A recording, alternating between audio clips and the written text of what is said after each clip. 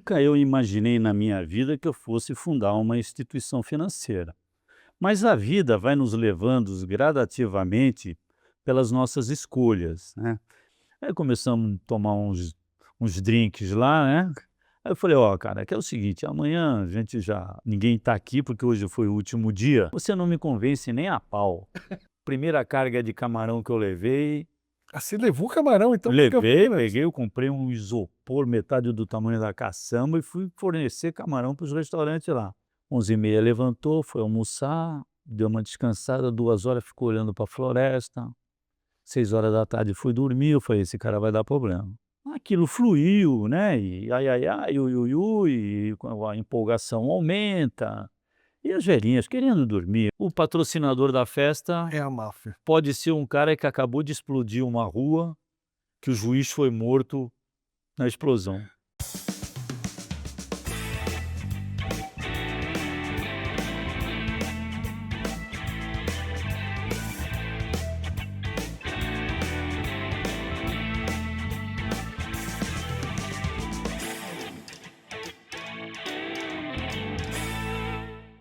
Ele é pneumologista, foi gestor de cooperativa de crédito por mais de 20 anos e atualmente é dono de uma pousada no litoral norte de São Paulo.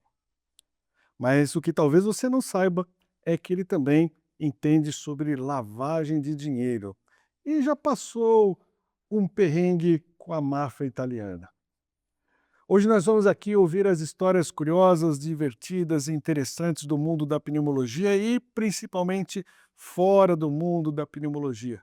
Tenho a honra de ter aqui comigo hoje Dr. Rui Coelho Pereira. Obrigado, Rui. Obrigado pelo convite, uma Dr. Rui Coelho Pereira, que vai conversar conosco. Está preparado, Rui, para ser escaneado pelo nosso raio-x? preparado, quando a gente senta nessa cadeira, ninguém tá, né. Sempre rola um estresse. Porém, depois de ver que grandes ícones da pneumologia já foram jurados de Silvio Santos e já tiveram chinelas havaianas derretidas em vulcão, eu já venho mais tranquilo, né. Agora, Rui, me conta como é que é um médico, você é formado, na área da pneumologia. Como é que é um médico fundar um banco? Porque a cooperativa não deixa de ser um banco, cooperativa de crédito. Como é que surgiu essa história aí? Mauro, claro que nunca eu imaginei na minha vida que eu fosse fundar uma instituição financeira. Mas a vida vai nos levando gradativamente pelas nossas escolhas, né. Então eu a vida inteira, desde o da faculdade, eu já era tesoureiro do diretório acadêmico. Depois eu passei para a residência lá na Santa Casa de Santos e eu era o chefe dos residentes, e tinha que tomar conta das remunerações que eventualmente um residente poderia ter ou não, porque naquela época a residência não era remunerada. A sua formação foi em Santos, faculdade foi em Santos. Não, a faculdade foi no estado do Rio.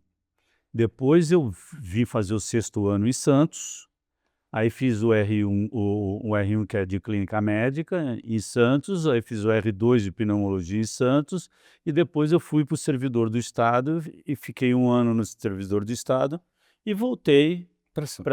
para a clínica em Santos. Então a minha vida foi praticamente profissional em Santos, tirando esse ano que eu fiquei de formação aqui em São Paulo. Aí em Santos, acabei virando chefe dos residentes, depois eu fui trabalhar em UTI, fiquei também responsável pela avaliação financeira da remuneração da UTI, quanto cada um tinha que receber. E como meu pai era contador, ele me auxiliava com esse negócio de número, de caixa, que médico normalmente ele vai para medicina porque ele detesta número, né. Então se vo na minha época, que quando você fazia chegar acabava o ensino médio e tinha que de escolher para o científico, na época era o científico, não, você já escolhia, você quer ir para física ou quer ir para biologia? E já seguiu os engenheiros para um ramo, os médicos e os humanos para outro, né. Então, aquilo foi evoluindo.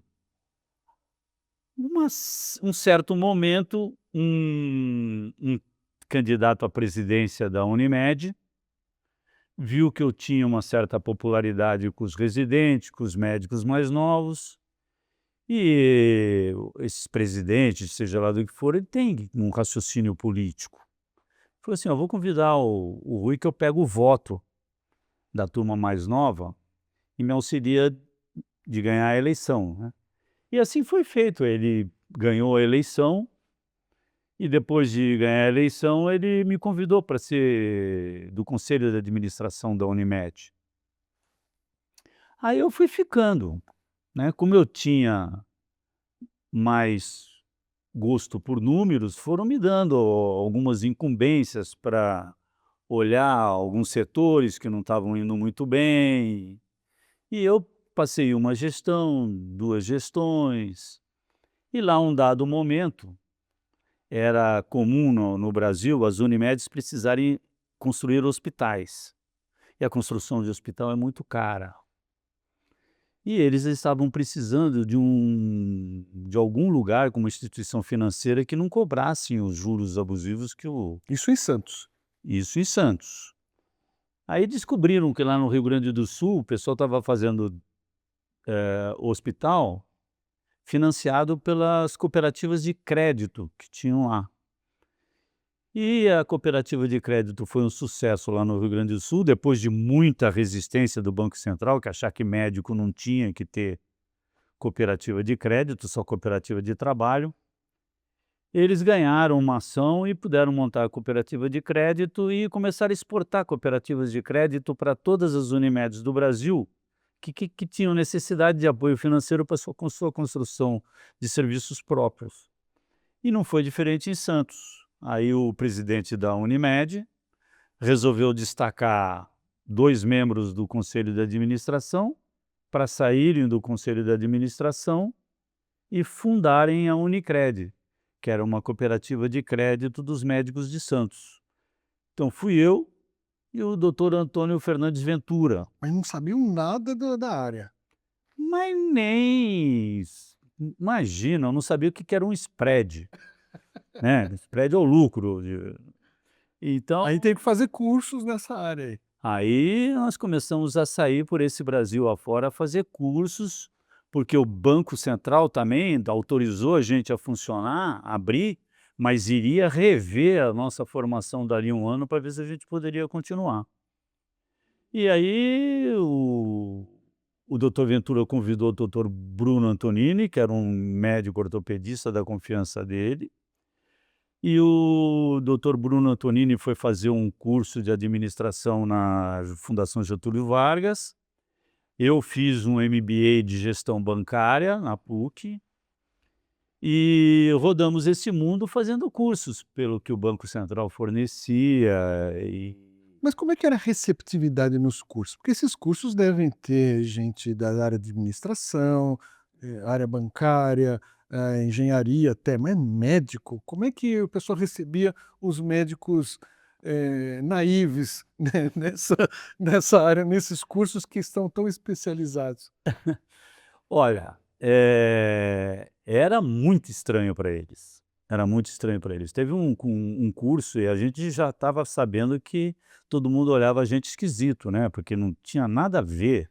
Como você falou, o sistema financeiro é lotado de engenheiros, e engenheiros com especialização em finanças. E tinham pessoas, assim, que quando iam fazer esses cursos, eles já estavam em posição de destaque na instituição financeira deles. Então, um era o supervisor de compliance do JP Morgan, o outro era o indivíduo que fazia análise de crédito do Banespa, do Bradesco, do Itaú, hã, E é o doutor Rui, plantonista do pronto-socorro da Santa Casa, do Cais. do Cais. Aí, como esses professores têm o hábito de todo workshop, chegava e pedia para todo mundo se identificar. E eu e o doutor Ventura estavam num desses workshops uma vez e nós sentamos mais ou menos no meio da classe. Para não pegar logo de cara ser o primeiro a ser chamado e também não ficar ser o último, né. Começamos a olhar, a fila ele começou com da direita dele para a esquerda, da direita para a esquerda, todo mundo se apresentando, aqueles currículos maravilhosos, gente com conhecimento de pós-graduação, e aí eu peguei e falei para o doutor Ventura, eu falei: "Olha, tu vai se apresentar primeiro, o problema é teu, eu vou no vácuo", né. Aí o cara se apresentou, tal, quando chegou nele, o senhor primeiro falou assim: "Eu sou o doutor Antônio Fernandes Ventura, sou médico ortopedista", e quando ele terminou o médico ortopedista, todo mundo das fileiras da frente olharam para trás, e o da esquerda olhou para ele, o da direita já puxou a cabeça para passar para mim e falou: "O que que esse cara está fazendo aqui?", né. Ele falou assim: "Olha, nós temos a incumbência de montar uma instituição financeira, nós vamos criar uma cooperativa de crédito, ela já foi criada no papel, ela só não está funcionando ainda, porque a gente ainda não completou todos os itens necessários para ela funcionar, né, TI, e nós viemos aqui para auxiliar na nossa formação de montar uma instituição financeira". Aí o professor de novo: "Mas o senhor é médico, não fez nada de engenharia, não fez nada de administração financeira?". Eu falei assim: "Não, não, eu sou ortopedista, esse o meu foco melhor é cirurgião". Ele falou: "O senhor tem certeza que está na sala correta?". Aí todo mundo deu risada, tal. Aí eu falei assim: "Bom, passou", ele falou: "A parte pitoresca já foi e tal, vamos para o Do lado. improviso do lado".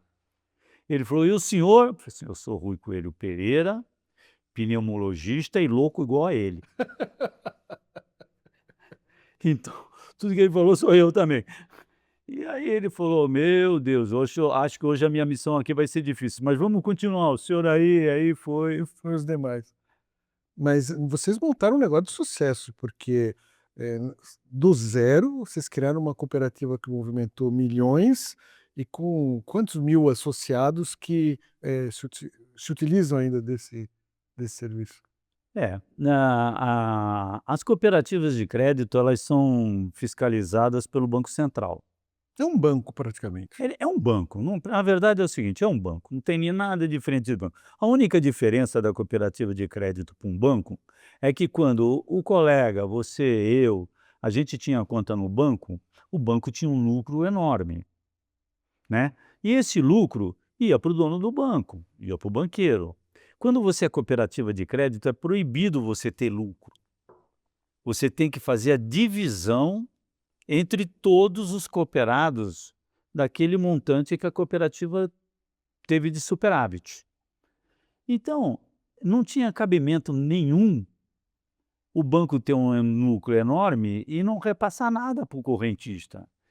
Como nós repassávamos tudo e dava tudo muito lucro, chegava no final do exercício, todo médico que tinha conta corrente na cooperativa de crédito, que na época se chamava Unicred, ganhava muito dinheiro do nada. Então, de repente, dia de hoje, assim, entrava R$ 15.000 em abril, porque é quando termina a Por mês, apresentação do balancete do ano do ano que anterior. passou, e aquilo foi começando a ficar famoso entre os médicos.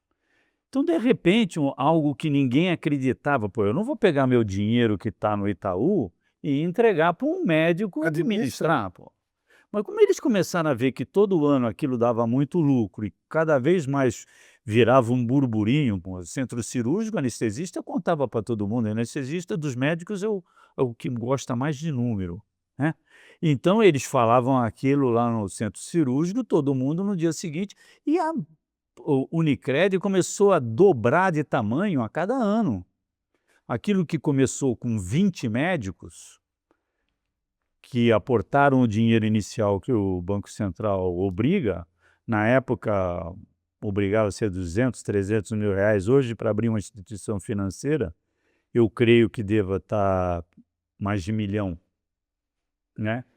E aí começou a vir muita gente, começou a dobrar de tamanho e a gente começava já não dar mais para ficar no mesmo lugar. Então a gente trocava de sede todo ano, porque já não cabia mais a quantidade de pessoas que queria entrar.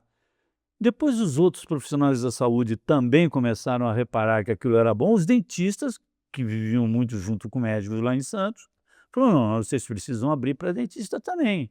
Aí nós abrimos para a Unicred dos profissionais de saúde, não só dos médicos. Aí veio aquela avalanche de dentista, só que quando você tem 100 e dobrar para 200 é fácil. Quando você tem 2.000 vai para 4.000, 4.000 vai para 8.000, 8.000. Começou a ficar difícil, aí nós tivemos que migrar para Cicobi, que é um outro sistema cooperativo, porque já não tinha mais lugar em Santos para fazer a festa de comemoração, que sorteava carro, e os bufês já não suportavam mais ter 5.000 pratos, 6.000 pratos, e tivemos que parar de fazer isso. E aquele movimento que começaram 20 pessoas que idealizaram aquilo, hoje a cooperativa deve ter mais de 25.000 cooperados e um ativo de mais de 600 milhões. Eu falo deve porque eu já também pedi demissão quando eu me aposentei do Guilherme Álvaro, do Hospital do Estado, que eu era concursado. Aí eu falei: "Não, agora já que eu vou parar de fazer medicina, eu vou parar tudo e vou continuar a dar atenção para minha pousada, que durante 20 anos ficou lá capengando de alguém administrar mais Não, porque você tem a brevemente". pousada, então, há mais de 20 anos. Eu imaginei que a pousada fosse algo que tivesse vindo depois da sua saída da cooperativa ou da área, médica propriamente dita. Não, eu já durante o meu período de médico, eu já já criei a pousada tem 22 anos agora, Onde é que então fica a pousada? Dá o endereço para o pessoal fazer reserva lá. os colegas vão, viu. É? Nós temos bastante pneumologista que vai lá do Brasil inteiro. Olha só. Então, é em Barra do Una, pousada Samburá, em Barra do Una, que agora também nós estamos em obra e ampliando, e o empreendedorismo não para, né. Mas eu acho que foi um negócio bacana, né, você sair de 20, tanto que às vezes eu vou me pedem: "Qual é o número da sua conta?". O número da minha conta é 3. Era da Unicred, é o número 3. O número 3 da Cicobi é 3 dígito 5, porque o presidente que fundou era o número 1, doutor Bruno Antonini, que era o diretor administrativo, foi a conta número 2, e eu fui o terceiro a abrir conta, então eu era o número 3. Então eu digito 3, número 5. Aí o pessoal pergunta: "Mas o que mais?". Eu falei: "Não, é o 3 mesmo, não". Mas nessas andanças pela cooperativa, você tem que fazer vários cursos. Você teve que fazer sobre lavagem de dinheiro também, Ah, sim. A para saber como é que funciona esse Pois mecanismo. é, quando nós começamos a crescer, no começo era fácil, eu conhecia o doutor Mauro, conhecia o doutor Louça, conhecia todos os pneumologistas, amigos é que iam, porque confiavam, você só a turma que confiava da gente, quem não conhecia, no começo não ia, né. Então era fácil fazer operação de crédito, porque você queria comprar uma casa, conheço o doutor Mauro, pode emprestar, mas ele não tem lastro nenhum, falei: "Pode emprestar". Análise de crédito é o fio do bigode, que nem dizia o meu pai. Eu conheço o caráter, era tudo pelo caráter, não tinha instrução técnica para eu dizer: "Olha, empresta para esse, empresta para não". Assim, os picaretas a gente também conhece fácil, né, porque notícia ruim corre, né. Então a gente conhecia quem eram os colegas, às vezes, que se desviavam um pouquinho de conduta, que falavam: "Ah, para esse não, esse é complicado, que esse cara arrisca, esse colega aí a gente tem que ter um pouquinho mais atenção". Mas depois que você Aí começa a crescer cresceu. 5.000, 8.000, aí começa a vir gente que você nunca viu na vida, aí você tem que fazer cálculo com números, né. Depois a gente Aí começou você teve que se especializar nisso, fazer cada cursos vez para mais. identificar. 20 anos fazendo curso, só de contabilidade foram uns 8 workshops de contabilidade, a análise de crédito, compliance, um monte de e um desses cursos que nós fomos obrigados a fazer foi o curso de lavagem de dinheiro que o Banco Central, muito apropriadamente, fez lá na Foz do Iguaçu, Na fronteira, tríplice fronteira. que era onde tudo passava fácil de um lado para o outro, né. E mais uma vez, tendo que ser o médico que ia sentar lá, eu fui de novo, sentei no meio para o fim da fila, Eu já sabia que eu ia ter que me apresentar, mas nesse momento eu já tinha um handicap de dizer não. Eu sou Eu gestor. sou o diretor financeiro de uma cooperativa de crédito e eles não precisavam saber há quanto tempo, né. Mas era recém, inaugurada a cooperativa. E fiquei lá no fundo. E era um debate muito grande, porque eles ensinavam quais são as técnicas de a gente reconhecer de uma pessoa que estava lavando dinheiro. Não vou ficar falando aqui as técnicas, mas uma delas é o indivíduo que fazia o empréstimo, pagava 3, 4 prestações e quitava um empréstimo à vista, tal. Então, esse bem vinha do dinheiro lavado e como ele pegou um empréstimo, ficava mais difícil de rastrear. E eu aprendi isso lá no curso de dinheiro e outras técnicas, e vi que todo mundo perguntava muito, menos eu e o colega meu aqui do lado, né. E eu, primeiro dia, segundo dia, Será que um cara é médico também? não, eu via o currículo dele, o cara era bom de ele tinha um histórico, passou por várias instituições financeiras, sempre em Cargo alto. cargo alto, né, de controles. Aí eu cheguei um dia lá, e falei assim: "Olha, no último dia nós almoçávamos juntos, tal", aí fomos para um bar lá da aí começamos a tomar uns drinks lá, né. Aí eu falei: "Ó, cara, que é o seguinte, amanhã a gente já ninguém tá aqui, porque hoje foi o último dia, você não me convence nem a pau, porque todo mundo perguntou pra caramba, você é o único que ficou quietinho lá e você tem uma estrutura muito alta, a diferença de mim que tô aprendendo, né". E, afinal das contas, ele falou assim: "Não, não, eu vim aqui porque 3 grandes empresas, uma de cada país, vão montar uma filial aqui encostada na fronteira e eu é que vou ter que gerir estes recursos entre as fronteiras, então eu precisava aprender um pouquinho o resultado". Aprender nada, ele foi aprender como não ser pego, provavelmente, né. Ele estava Então conhecendo como é que os caras rastreiam. pois é, você vê esse país, rapaz, ele não é feito para amadores. O indivíduo que provavelmente ia lavar dinheiro foi fazer um curso com o técnico do Banco Central. É Não, brincadeira. você nesse trabalho que você, brilhantemente geriu mais de 20 anos lá na cooperativa, né. É, foi bem sucedido. É bem-sucedido, um negócio que cresceu 600 milhões. e com lucro, todo mundo satisfeito. Você estudou mais, área hoje financeira do que a própria pneumologia? Eu eu não diria, porque apesar de eu estar diretor financeiro, eu era Você pneumologista. continuava atuando como Como pneumologista até hoje. pneumologista, até hoje, Você tanto que atua eu como pneumologista. aposentei de tudo quanto é lado, mas da pneumologia eu não consegui me Você aposentar. continua atuando então em Santos ainda? Então eu continuo atuando. Por mais que eu tenha tentado transferir meus pacientes, mas médico é alguma coisa, assim, que fica sempre refém da profissão. Se você quiser parar, você não consegue, porque tem um grupo de pessoas, você não tem como dizer não.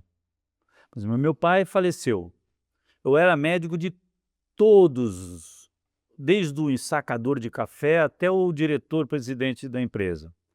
Durante muitos anos, como é que você, da noite para o dia, vai dizer para ele: "Não te atendo mais"? Aí eu fiquei com as viúvas do meu pai. Todos os empregados do armazém de café continuaram indo em mim. Então não adiantava eu querer dizer: "Eu vou embora". Até hoje eu tenho essa turma toda. E agora quando eu tentei transferir, que eu transferi mais ou menos 60, 70% dos meus pacientes, eu reparei que a gente dá muito mais consulta quando vai ficando mais velho para médico, do que para próprio doente que bate na porta. Então tem um cardiologista: "Oi, eu estou com uma dispneia aqui que eu não sei o que acontece e tal". Dá uma olhada para mim. Com isso você vai dizer não para o colega? Mas você hoje passa mais tempo na pousada do que em Santos? Ah, sim, depois que há uns 5, 6 anos atrás, quando eu me aposentei do Guilherme Álvaro, né, e da cooperativa de crédito, aí eu fui para a pousada, e aí eu fui começar a fazer a gestão como de direito, porque a pousada tinha uma gestão pífia. Vamos de onde surgiu a ideia de ter a pousada? Porque são coisas diferentes, medicina, Instituição financeira, pousada, como é que é equilibrar isso tudo e por que a ideia da pousada? A pousada foi para sossegar a minha ex-esposa, entendeu? Porque, eu casei com uma mulher maravilhosa, tive essa sorte, né, e uma profissional muito competente. Era uma analista de sistema, com um cargo importante na CPFL, em Campinas, e a CPFL era estatal, e na hora que ela foi migrando para deixar de ser estatal, aquilo era um cabide de emprego absurdo, né. E começaram a ser mandado muita gente embora, porque eu acho que, se não me engano, foi Antônio Hermínio de Moraes que comprou a CPFL, e logo depois ela começou a demitir, eles começaram a demitir muita gente, porque tinha muito cabide de emprego. Ela falou que depois para mim, que na sessão dela teve gente que foi demitida que nunca ninguém viu. Então, o Banespa colocava a gente lá, tinha muito disso aí. E ela começou a ficar muito preocupada, porque ela achava que ia ser mandada embora também, porque estavam fazendo uma devassa, e eram 1000 já mandados embora. Ela falou assim: "Minha hora vai chegar".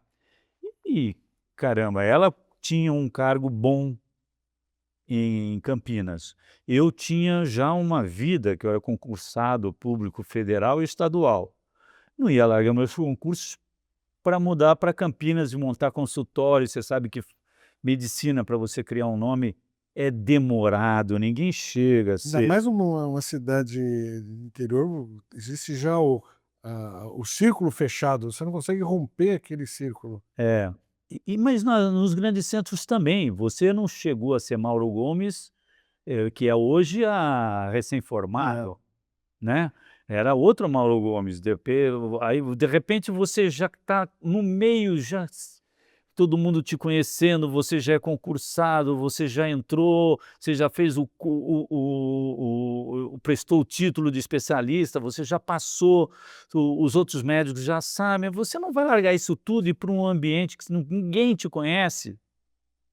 Então você que fazer um pronto-socorro, então eu não ia para Campinas, e ela, com cargo bom, não ia para Santos. Porque nós continuamos casados, mas não morávamos juntos.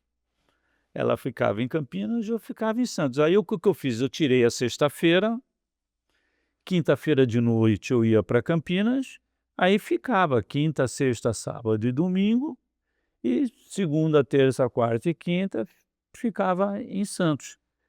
Mas a história dela perder o emprego começou a prejudicar os fins de semana, porque o assunto que tinha dos amigos dela, que eram todos da CPFL, todo fim de semana era o estresse, que fim de semana foi um, foi outro. Para ela sossegar, falou assim: "Olha, tem 2 maneiras, ou eu pego camarão aqui em Santos e levo na minha caçamba da caminhonete, abasteço todos os restaurantes de Campinas, e você fica como uma camaroneira de Campinas, ou a gente monta outro negócio". Aí eu primeira carga de camarão que eu levei, Ah, você levou o camarão então para Campinas? peguei, eu comprei um isopor metade do tamanho da caçamba e fui fornecer camarão para os restaurantes lá. Ela pegou e ficou cheirando a camarão uns 3 dias. Era uma Penélope, né, bonita, delicada, falou assim: "Não, camarão não dá para mim". Aí eu montei uma pousada. Só que ela não foi mandada embora, eu continuei no meu, tivemos que administrar À distância. as distâncias. Se encontrávamos nos fins de semana, que de vez de ser em Campinas, ela ia para a pousada, eu ia para a pousada, a gente fazia uma administração lá de sexta, sábado e domingo, e segunda-feira era na analista de sistema, eu pneumologista, fomos tocando assim, sem muita intenção de lucro, só para não dar prejuízo, e foi 22 anos. Agora nós estamos os 2 trabalhando Full time na full pousada. time na pousada. E agora você está então gerindo de outra maneira a pousada. Muito diferente, Como é agora que é a diferença? Porque você gerenciava uma cooperativa, que é um banco, milhões de dinheiro que circulam, milhares de pessoas dependentes, E a pousada, imagino que você tem que gerir o rolo de papel higiênico, tem que gerir quanto de refrigerante ou de cerveja tem que comprar. Quais que são esses contrastes aí? É completamente diferente. A única coisa que se mistura são os investimentos bancários. Eu aprendi a fazer conta. Então eu fiz muito curso de finanças, então, eu sei onde que é uma roubada colocar dinheiro onde não é.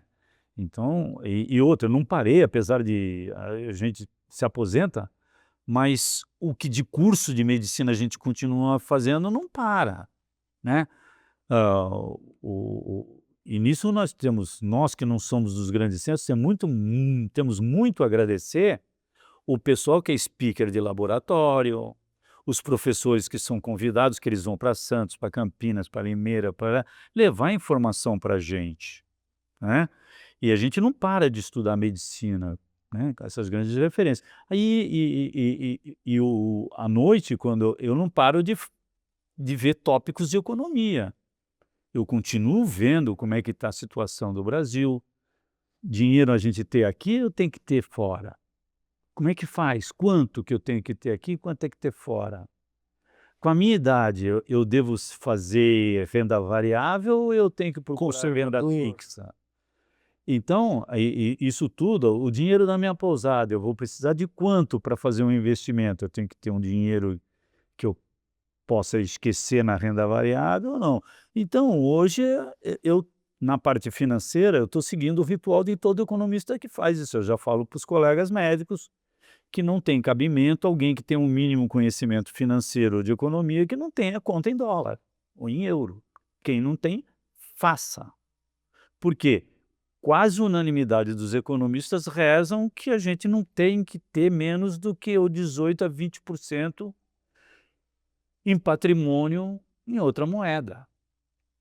E eu demorei muito para me convencer disso, até que um dia eu vendo um talk show com um bom economista, né, ele não conseguia convencer O o apresentador. entrevistador, ele falou o seguinte: "Quais são os caras mais ricos do mundo que você conhece?" Aí o cara falava: "Bill Gates, Steve Jobs, dono daquilo, dono daquilo", ele falou assim: "Eles têm todo o dinheiro deles em real?" Aí você começa a cair a tua ficha. Esse cara não é bobo. Os grandes investidores que vêm no Brasil para a nossa bolsa, eles trazem todo o patrimônio para o nosso real? Não, então não precisa ser muito inteligente para dizer: "Olha, eu não sei o que eles fazem, mas se pular do 10º andar eu vou atrás, porque tem coisa boa lá embaixo". Agora a pousada não é só o gerenciamento financeiro dos recursos, tem o gerenciamento das personalidades que frequentam a pousada. Como é que é gerir esses conflitos de dos hóspedes na pousada? Mauro, médico, eu sempre falo, médico tem mania de fazer diagnóstico em qualquer circunstância, né. A gente quando conversa com alguém no vai comprar pão, aí você vê a menina do caixa, tá com aquele olho lá em cima, magrinha, com aquele faces, e ela tem hipertireoidismo, coitada, será que eu pergunto se ela já está tratando, se não está, tal. Você faz diagnóstico. Então eu sempre digo, se a gente fosse sapateiro, a gente olhava o sapato, como a gente já é médico, o hóspede bate na entrada, eu já começo a bater o olho Vai dar problema. se ele vai dar problema ou se não vai. Esse vai incomodar o vizinho. Esse daí vai me dar problema. Então uma vez chegou um cidadão lá, meio de semana, sozinho, entrou, pagou 5 dias adiantado, entrou, foi lá para primeiro dia, tomou café da manhã, pegou uma cadeira, sozinho, não tinha ninguém na pousada em Barra Duna de meio de semana não tem ninguém, é só fim de semana, a ocupação, e ele ficou olhando a minha pousada de frente para uma área ainda preservada da mata da Serra do Mar, ficou lá olhando para a floresta, 11h30 levantou, foi almoçar, deu uma descansada, 2 horas ficou olhando para a floresta, 6 horas da tarde foi dormir, eu falei: "Esse cara vai dar problema. Esse cara está com problema". vou olhar ele amanhã. Olhei no dia seguinte, ele fez o ritual, tomou café da manhã, pegou a cadeirinha, virou para a floresta, ficou olhando lá, meio-dia, ele saiu, meio-dia, ele falou: "Não, tomou café, tá bom". Terceiro dia, eu peguei e perguntei para o staff da pousada, para o cara da recepção, para as meninas: "Vocês na hora de arrumar o quarto dele, tinha algum negócio lá errado?" "Não, tudo normal". Eu falei assim: "Não é possível. Esse cara tá com problema, ele vai se suicidar aqui dentro". Aí eu já pensei: "Meu Deus do céu, o marketing dessa pousada, polícia vem, pega o cara pendurado numa corda aqui". Eu falei: "Não, não, hoje pode Hoje não ser sai. o que for, eu vou sentar lá e vou falar com esse cara". Cheguei lá, sentei lá, falei assim: "Aí, meu amigo, tá tudo bem? Faltou alguma coisa? Posso lhe ajudar alguma coisa?" "Não, tá tudo perfeito, o senhor pode ficar sossegado lá que eu fico aqui". "Não, eu tenho, assim, nada para fazer, eu gosto de ficar aqui olhando a floresta, ficar do lado". Resultado do assunto, eu cheguei e perguntei, falei: "Não, tem algum treco errado aí, o senhor me conta aí, porque eu não estou sossegado, estou preocupado com o senhor, médico costuma ajudar as pessoas".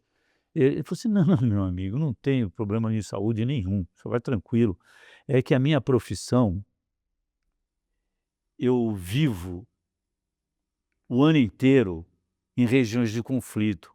Eu falei: "Mas o senhor não tem idade para Tá ser casado? um mestre". Não, não, mas eram guerras mais mansas, né. Ele falou assim: "Não, eu sou vendedor de material bélico, para o mundo inteiro. Então eu tenho que ir para as zonas de conflito. Então eu saio de uma guerra, vou para outra, é bomba estourando, eu saio correndo, entro camuflado, saio escondido". Então, meu amigo, quando eu tenho essa possibilidade de não escutar uma bombinha, eu fico aqui, eu já percebi que aqui tem muito sabiá, eu escuto o berro do tucano, e tem jacu, então eu só quero ficar aqui escutando isso daqui. Aí eu fui sossegado, falei: "Deixa O eles". senhor das armas se hospedou na sua pousada. E eu fui assistir o filme. Nicolas Cage. Nicolas Cage, fantástico. Aí eu entendi, ele existe e se hospeda na pousada Sambur. Para quem não conhece, o filme Senhor das Armas de 2005, com Nicolas Cage, ele interpreta um traficante de armas russo que vai em zonas de conflito fazer exatamente o tráfico de armas para as milícias, para os exércitos dos ditadores. Então, é exatamente essa pessoa que esteve lá na sua pousada. Pois é. E por outro lado também, às vezes a gente encontra hóspedes completamente diferentes um do outro, né. Muito alegres na pousada. Ama muito. Aí tem senhorinhas que gostam de tudo muito Como é que é essa história aí? 2 senhorinhas, né, seus 80 anos, lúcidas, bonitas, né, quietinhas, estavam lá porque iam em festa de aniversário, os netos quiseram que elas fossem no aniversário lá, e ficaram na pousada. Só que no aniversário não iam só no aniversário dos netos, tem os amigos dos netos que estão com aquele gás todo, né, os hormônios pululando, e a velhinha no andar de baixo e o pessoal mais novo no andar de cima. E um deles, antes de a festa desse pessoal mais jovem começa 1 hora da manhã, meia-noite, eles fazem um esquenta até, e ele foi com uma namorada lá, muito bonita, né, muito novinha, e eles resolveram fazer um pouquinho de amor antes de ir para, mas era 11 horas da noite e as velhinhas já estavam querendo dormir. E aquilo fluiu, né, e ai, ai, ai, ui, ui, ui, e com a empolgação aumenta, e as velhinhas querendo dormir, 11h30 elas foram na recepção, falaram com o recepcionista, eu falei: "Olha, nós estamos querendo dormir, mas está vindo muito barulho lá de cima", e não especificaram que tipo de barulho era. "O senhor podia ir lá, pedir para eles não fazerem tanto barulho?". O meu recepcionista, um rapaz de 25 anos, está comigo há muitos anos na pousada, chegou lá e quando chegou lá para ai, ai, ui, ui, ai, credo, não sei o quê, aquilo não era hora de religião, e ele falou: "Não, eu Não vou bater nessa não porta vou não. bater nessa porta de jeito nenhum", foi lá dentro da pousada, me chamou, falou: "Doutor Rui, Tá acontecendo isso aqui". a senhora lá quer que peça para parar de fazer barulho lá em cima", ele contou mais ou menos como é que estava a situação. "O melhor é o senhor ir lá, porque eu não vou". Eu falei assim: "Bom, deixa eu ir lá, né". Quando eu estou chegando perto da escada, porque ela está no andar superior, eu já escuto aquele fenômeno, né. Pô, chegando mais perto, eu comecei a admirar O desempenho. o desempenho. Eu falei: "Não, este é um guerreiro". Eu ia, mas aí vai e vem, e vai e vem, e eu falei: "Nossa senhora, eu queria ser ele, né, como é que eu vou pedir para esse atleta, né, parar?" E não era um atleta qualquer, né, um atleta olímpico, ele estava dando bicicleta no lustre, e a mulher batia e volta e a cama rangia, eu voltei e falei assim: "Não, não, não, esse moço, ele merece todas as reverências da pousada, eu não vou interromper isso, vamos conversar com as velhinhas, e alguém vai ter que vir aqui, não vou ser eu". Voltei para a recepção, falei para ele, eu falei assim: "Olha, seria muito desagradável para você eu ir lá e interromper aquilo, porque as senhorinhas vão pensar que você é um inútil, que você não vale nada aqui, e você tem que mostrar que você tem um cargo importante aqui dentro, que não precisa de ninguém passar por cima de você para resolver os problemas. Então, portanto, eu vou lá para o meu quarto, que eu fico num quarto lá quando eu tenho que dormir, num maior, e mais tarde eu venho ver aqui como é que você resolveu". Era 11h15 para meia-noite, entrou o guarda noturno. O Zé, um analfabeto, não sabe ler, não sabe escrever, mas um sujeito inteligente. Vi o outro falou: "Não, a corda sempre quebra do lado mais fraco, vou pegar para o Zé", falou: "Olha, já está na hora da minha saída, eu já passei do meu horário, a senhorinha acabou de passar aqui pedindo para você pedir para o quarto de cima lá parar de fazer Fazer barulho. barulho". Pum, passou. Isso eu fiquei sabendo só depois, quando eu voltei, né, porque aí eu encontrei o Zé e estava tudo Tudo resolvido. estava resolvido, silêncio completo. Eu eu falei: "Zé, Que você fez aí, Zé? que você fez, cara? Como é que foi? Pegou mal?" Ele falou assim: "Não, doutor, de boa". Falei: "Mas como de boa?" "Não, fui lá, bati na porta". Ninguém atende. Pá, pá, pá. Aí o Yuri falou assim: "Não, eles estavam bem, doutor, estavam animado". Aí para o barulho, diz que o cara apareceu, assim, com a frestinha da porta aberta, botou 2 olhinhos, ainda estava enrolado numa toalha, e o Zé falou assim: "Moço, a senhorinha aqui de baixo tá querendo dormir a pulso há mais de 1 hora, não tá conseguindo pelo barulho que tá vindo aqui do seu apartamento. Então, ela pediu se o senhor, por gentileza, poderia abaixar o volume da televisão". Aí resolveu dessa maneira. O cara olhou ele para cima, doutor, ele me mirou assim um pouquinho, mas resolveu o problema.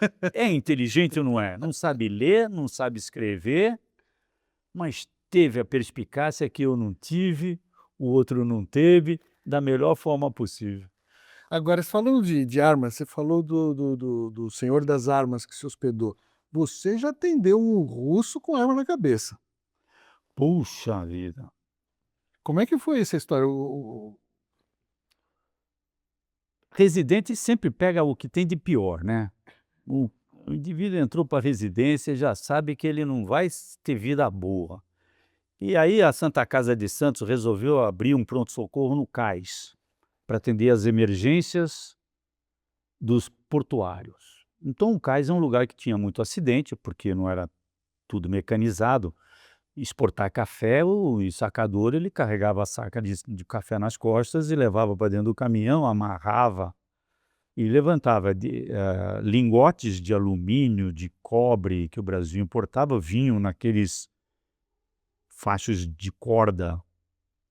E de vez em quando quebrava uma corda dessa, estilhaçava coisa para todo lado. Era dentro do porto. Dentro O do ambulatório era dentro do porto. Dentro do porto, numa região que ele era proibido até um ser normal entrar. A gente tinha que passar pela guarda portuária para poder atender o pessoal dentro do porto. Ali era uma zona da marinha.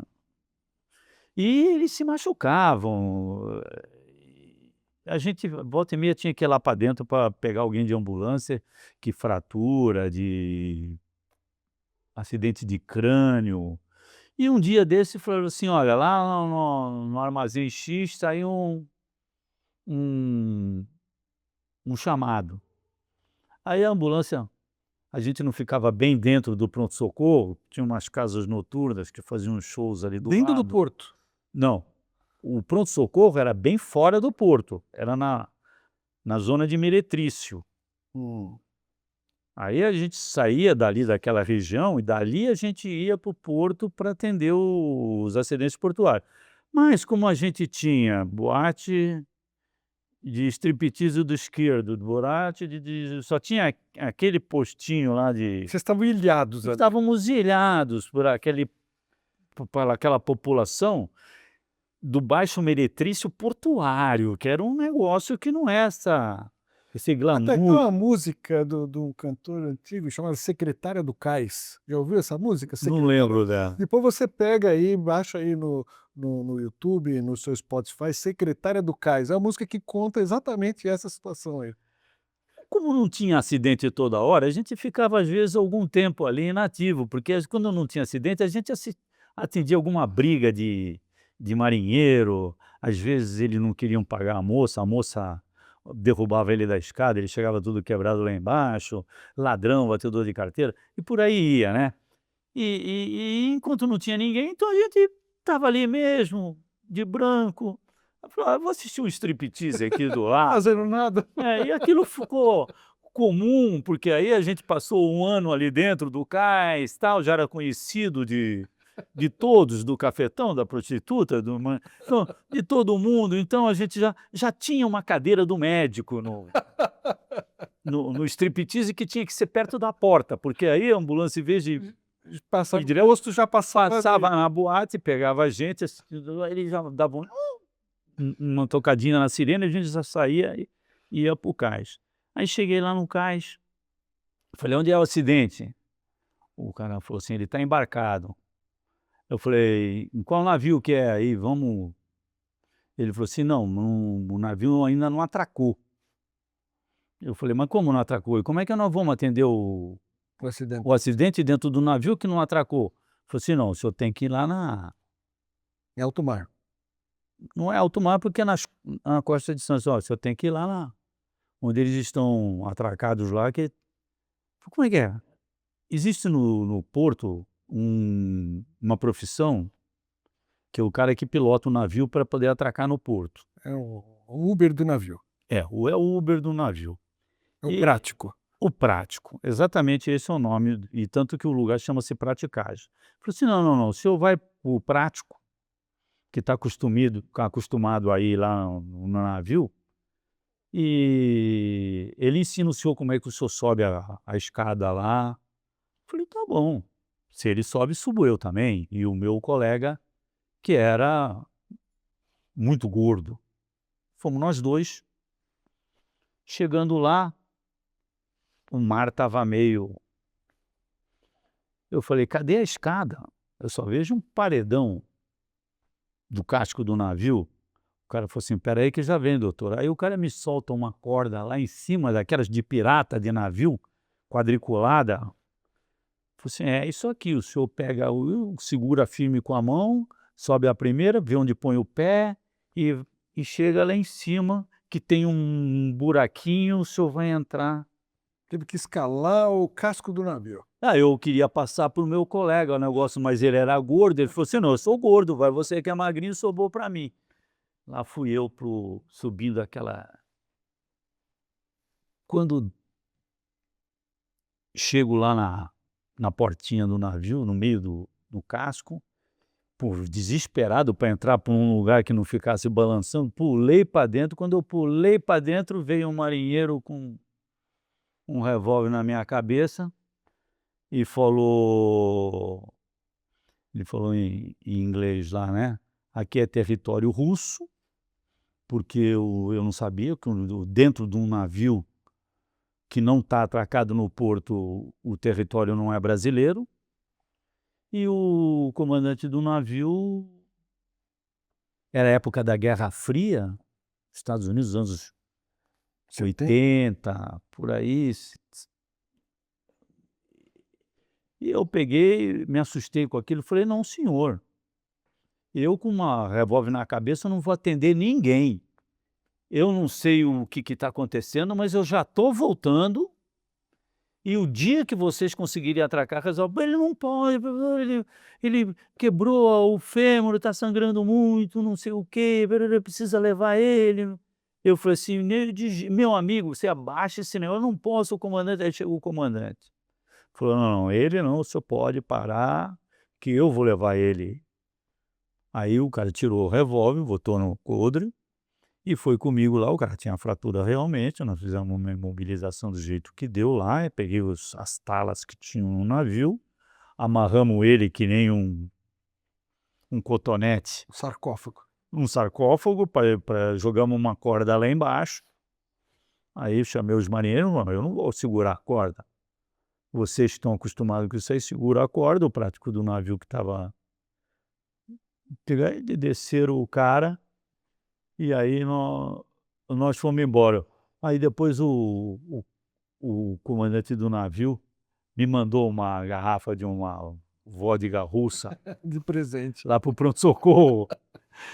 Mas presente não é uma coisa comum que médico recebe, né. Eu quando fui para Manaus, eu soube lá que quando o paciente gosta do médico, ele dá uma tartaruga de presente, porque a tartaruga é o prato mais fino, uma iguaria, e é o mais caro. Então o presente mais caro que a pessoa pode dar é uma tartaruga para o médico. Tem lógica, é o valor local. E em Santos, o que que você ganha de presente além de vodka? Ah, a gente ganha muito presente, né, principalmente quando a gente vai, por exemplo, o primeiro plantonista do pronto-socorro da Bertioga que inaugurou fui eu.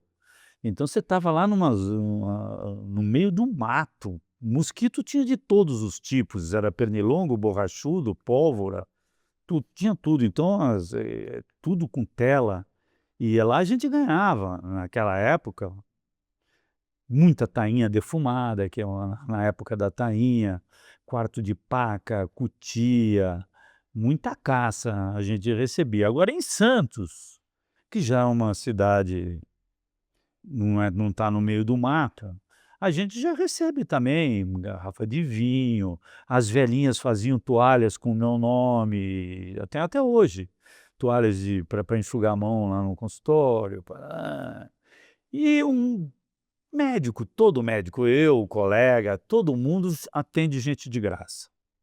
Não tem médico que não faça isso. E a gente tá lá no consultório, recebe algumas consultas, tal, particular, mas chegou uma senhora lá, uma asma, hipertensa, passando mal, ia com o filhinho.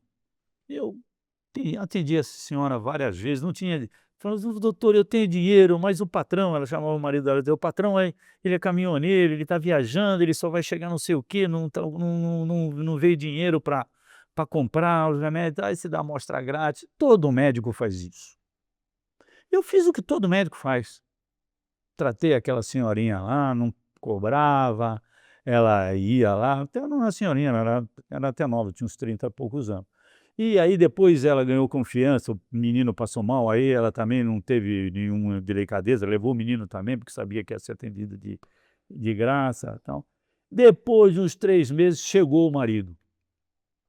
Ela contou, falou assim: "Olha, passamos mal aqui, mas teve o doutor que atendeu, tudo direitinho. Telefona para esse doutor e fale para ele que eu vou trazer um presente para ele". atendi ela mais umas vezes lá, aquela vez já pôde pagar, parará. Eu Aí eu falei ela falou assim: "Olha, o patrão falou que vai trazer um presente para o senhor". Eu: patrão é generoso, viu, ele ficou muito feliz com o que o senhor fez". Estou um dia sossegado no meu consultório, 5 horas da tarde, já está vendo quantos mais faltam para poder ir embora. Minha secretária falou assim: "Doutor, o marido da dona Ana está aí fora e diz que trouxe um presente para o senhor pegar lá fora". Eu falei: "Pô, fala para ele entrar, né, pô, eu tenho mais 3 ou 4 para atender". Ele falou assim: "Não, não, não, não, ele falou que só dá para entregar o presente lá fora". Aí você já fica: "O que será que esse cara veio Trouxe um atrás carro de de". Eu presente? pensei isso, uma moto. Aí, senhor doutor, prazer em conhecê-lo, lhe sou muito grato, uma praça apertada, o senhor cuidou, também era nordestino, o senhor cuidou da minha família enquanto estava aqui, isso não tem preço, tal.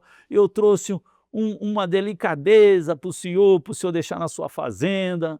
Eu falei assim: "Meu amigo, eu não tenho fazenda não". Eu falei: "Não, eu sei que todo doutor tem fazenda, eu trouxe aqui e nós já vamos, eh, descer". Aí eu falei: "Mas onde tá?". "Tá ali no caminhão, ali na esquina". Eu falei: "No caminhão, na esquina?". Aí eu peguei, fui até a esquina, tinha uma vaca dentro do caminhão. Porque é uma vaca. Eu falei: "Mas senhor, pô, uma vaca? Eu eu não Como é que eu vou levar uma vaca na casa? tenho uma vaca". Aí ele falou assim: "Não, doutor, isso daqui o senhor leva para sua fazenda, manda vir o seu caminhão, pega". Eu falei: "Meu amigo, eu não tenho caminhão, não tenho fazenda, não tenho fazenda". "Não, doutor, eu sei que tem, pode deixar. Eu vou descer a vaca, amarro ela aqui nesse poste, e o senhor depois vem pegar", tal. Eu falei assim: "Meu amigo, mas não dá para amarrar vaca em poste, meu".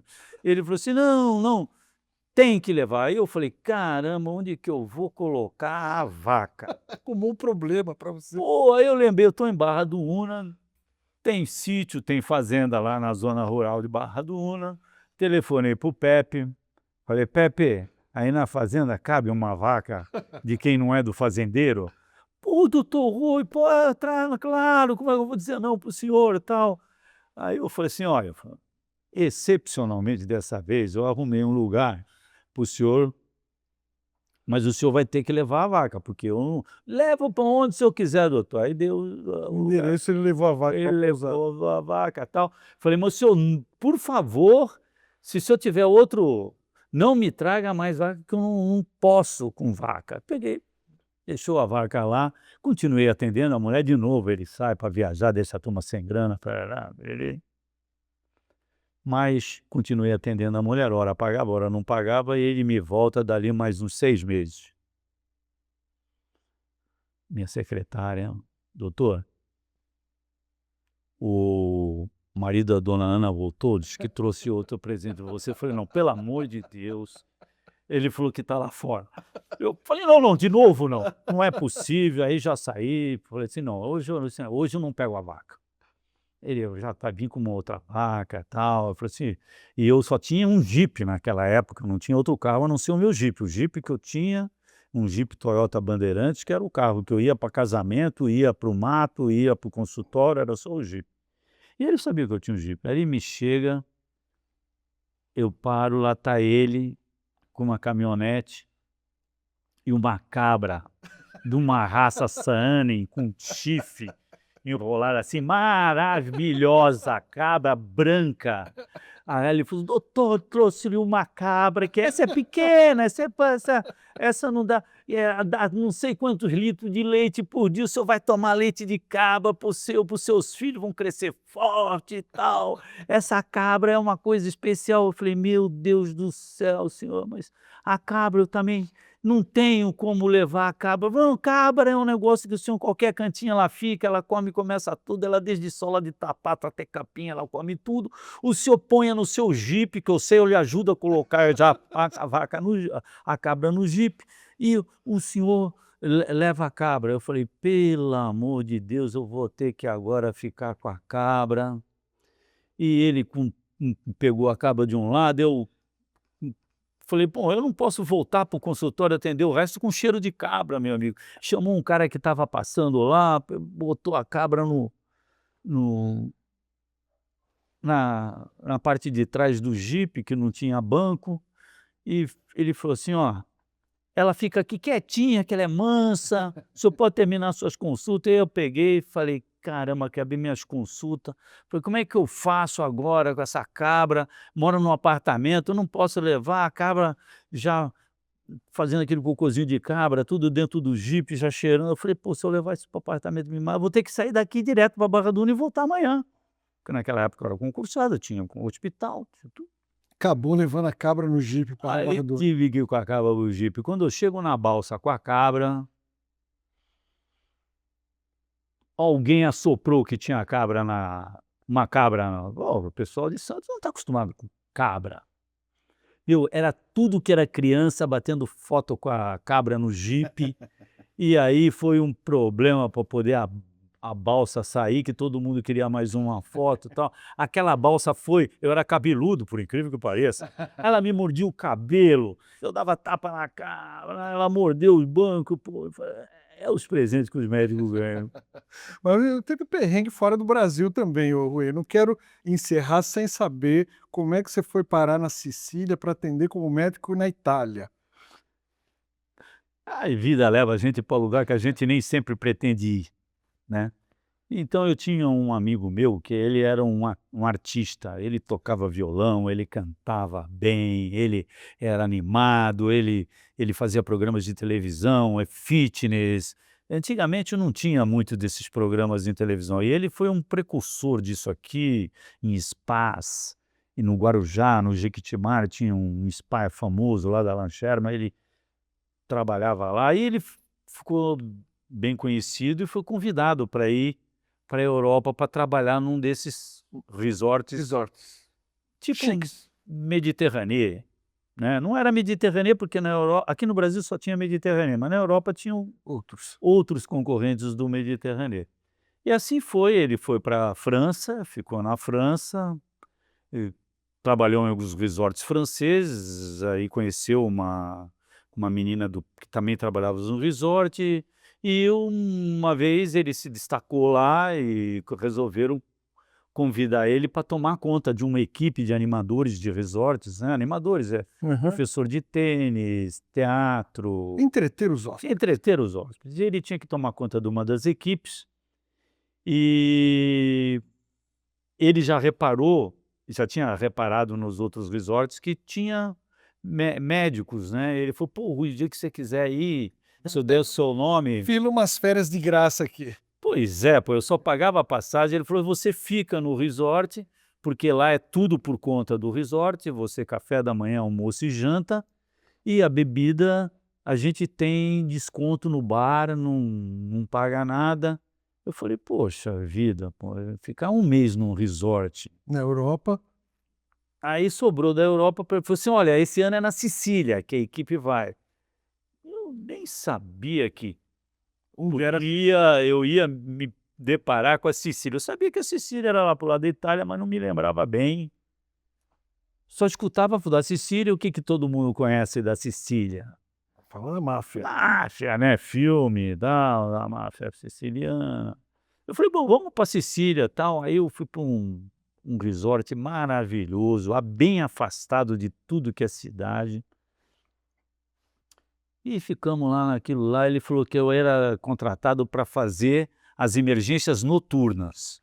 Aí eu fui lá, ele me apresentou para o presidente daquele spa, ele era só o responsável por uma das alas, e o cara me apresentou a enfermaria, me chamou quem era a moça que cuidava da enfermaria, eu fui lá, já dei uma olhada nas medicações, que os nomes eram diferentes do Brasil, viu que era dipirona, viu que era ampicilina, viu que era... Bom, dei o meu jeito lá para não me perder de noite, mas ele não me contou o restante, que você não era para ser só médico, porque você fica um período do dia inteiro sem fazer nada, é uma mão de obra.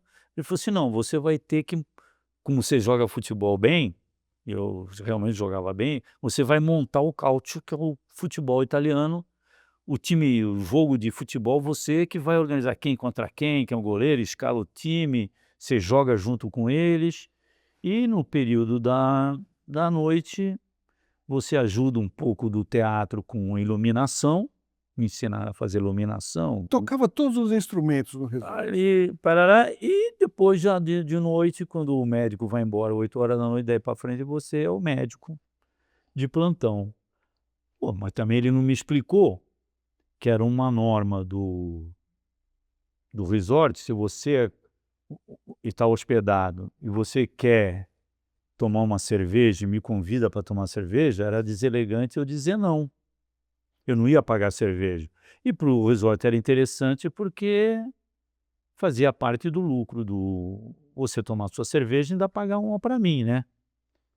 Aí me lembrou o tempo do cais, quando as moças pediam para a gente pagar uma Cuba Libre, porque ela tinha que dar. Aí eu falei: "Caramba, eu agora, depois de médico, vou fazer o trabalho da quenga". Fazer o quê? Bom, só que acabava o jogo de futebol, todo mundo queria falar comigo, que era o brasileiro, e ia para o bar e tinha que beber, não tinha jeito. E beber, e toma, e quando chegava de noite você já tá eu não tô treinado para beber o dia inteiro, eles bebiam o dia inteiro, não tinha problema. Meu, aí de noite você tinha que atender aquilo de qualquer jeito. E assim foi um mês, voltei quase um alcoólatra. Mas, teve uma moça que você teve um affair lá te chamou para uma festa? Aí é que é a parte do core da Sicília, né.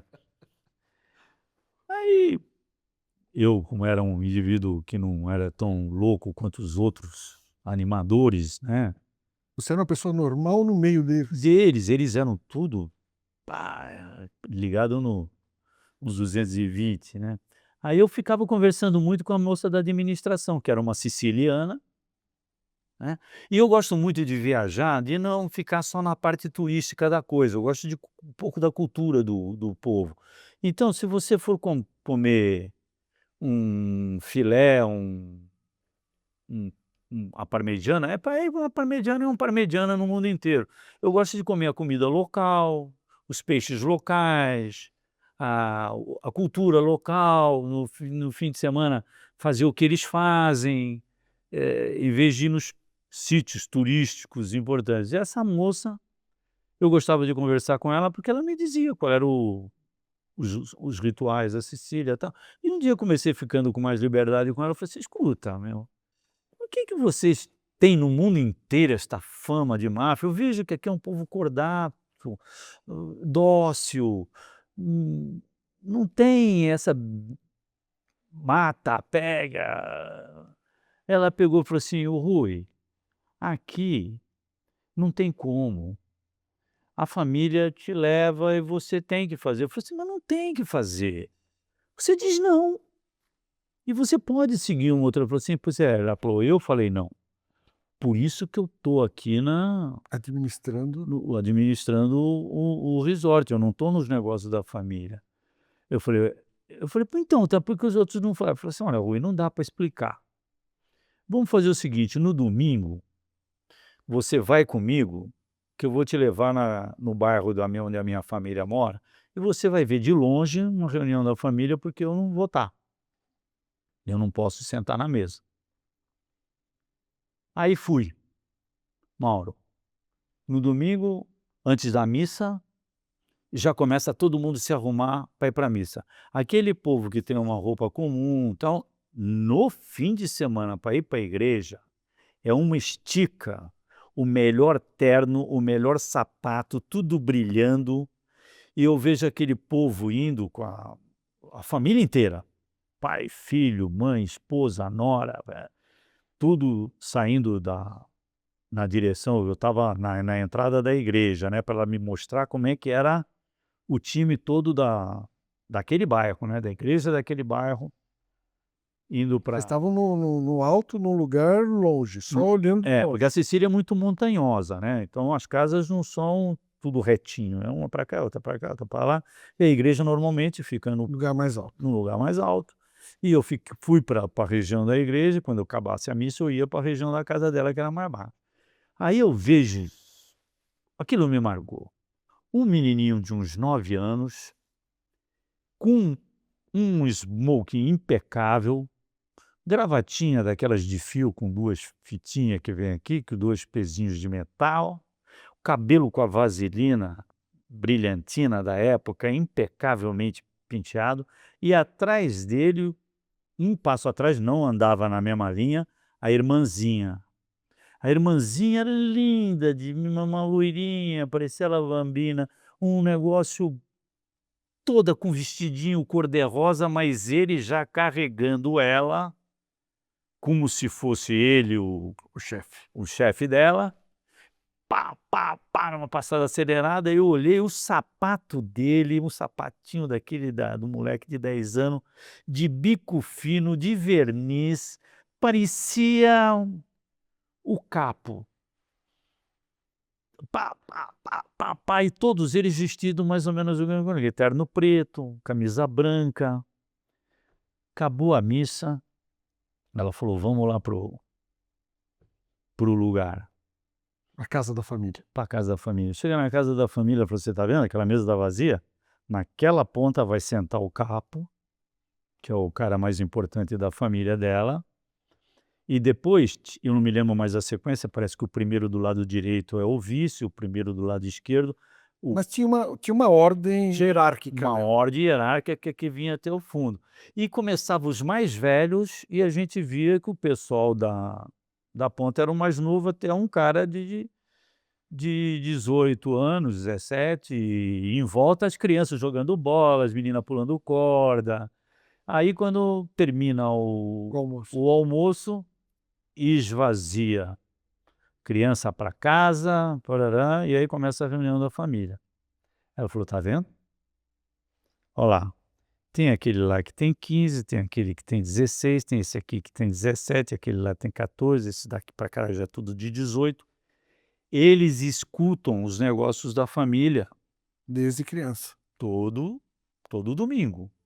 E aquela família dela era do pessoal que fazia a obra.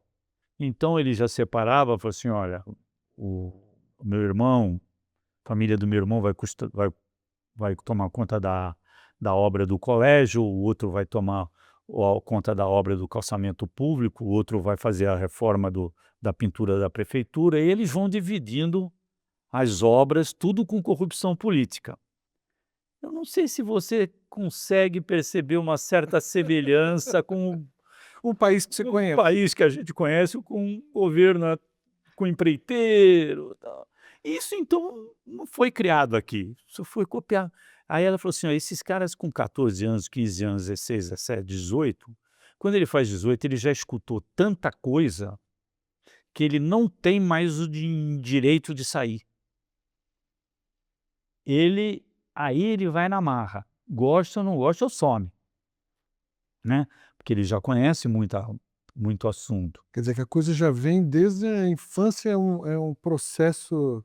Aí eu entendi que não tem como terminar aquilo. Torcendo para que essa corrupção que a gente vê nesse país, a gente não esteja no estágio da máfia italiana, que já não dá para. E assim os caras fazem festa, eles vão na festa, recebem a gente maravilhosamente bem, a gente não tem ideia de que o patrocinador da festa É a máfia. pode ser um cara que acabou de explodir uma rua, que o juiz foi morto na explosão. Eu tenho um livro, o Mário Puzo escreveu O Poderoso Chefão, né, e ele escreveu um outro livro chamado Os Borgias. Os Borgias conta a história do Papa Alexandre VI, que era o Rodrigo Borgia, que, segundo Mário Puzo, é a origem da máfia italiana.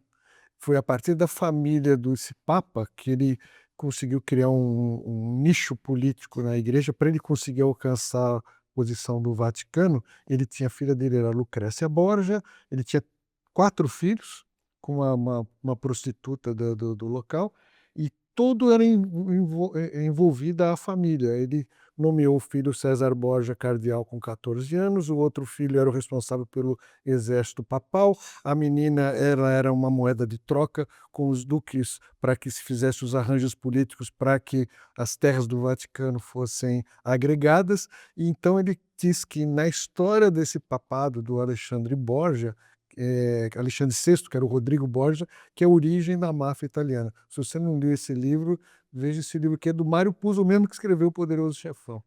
Eu vi, eu acho que um seriado. Tem um seriado, o seriado ele romantiza um pouco, o livro ele vai nesse cerne aí É, então, do crime dentro dessa família para chegar no papado. é impressionante como isso tudo é muito antigo, e a gente vive essa realidade hoje mais ou menos parecida, né. Rui, infelizmente o nosso tempo está chegando no final. Como foi ser escaneado aqui pelo nosso raio-x? Olha, é o raio-x do talk show, né. A gente ao olhar esse raio-x, a gente não pode dizer muito bem qual é a doença, mas a gente sabe que esse paciente tem bom prognóstico, viu. Tem bom prognóstico, porque aqui é um lugar onde a gente aprende, que nem diz o meu filho, eh, gerindo a pousada junto comigo, às vezes eu falo: "Isso aqui é difícil, eu não sei fazer marketing", ele falou assim: "Olha, pai, difícil é fazer medicina, o resto no mundo é fácil". Então, eu acho que o prognóstico que a gente pode passar para todos os colegas é que sejam empreendedores, que o difícil foi fazer o que nós fizemos, a medicina. O resto não tem limite para gente. Obrigado, Rui. Obrigado, Mauro. Obrigado a você que nos acompanhou, em mais esse episódio e aguardo você no próximo, episódio do Raio X Talk Show. Um abraço.